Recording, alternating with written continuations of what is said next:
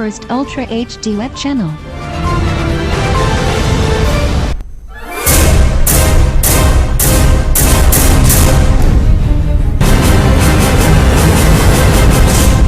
Larkana high court bar association जूं सालियानो चूंडूं returning officer advocate Ejaz Ali Shah जी निगरानी में जारी आहिनि, जंहिंमें लाड़काणो, कंबर शदात कोट, कशमोर, कंदकोट ज़िलनि जा 950 वकील पंहिंजे वोट जो हक़ इस्तेमाल करे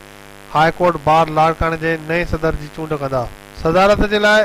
2 पैनल मुक़ाबले में आमू साम्हूं आहिनि, जिन में ग्रुप ऑफ फ्रेंड्स जे तरफ़ां एडवोकेट आसिफ अब्दुर्रज़ाक सुमरो ऐं सिंध दोस्त पैनल जे तरफ़ां एडवोकेट बाबू सरफराज जतोई सदारती उम्मीदवार आहिनि, जॾहिं त टियों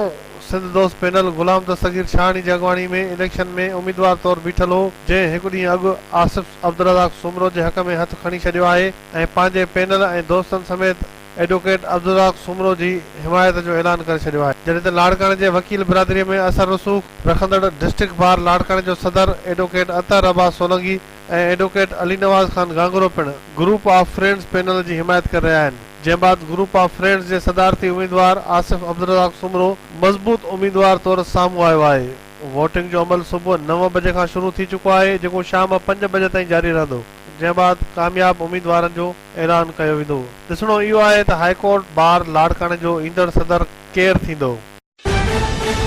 For more news and updates, keep watching BTV News First Ultra HD web channel.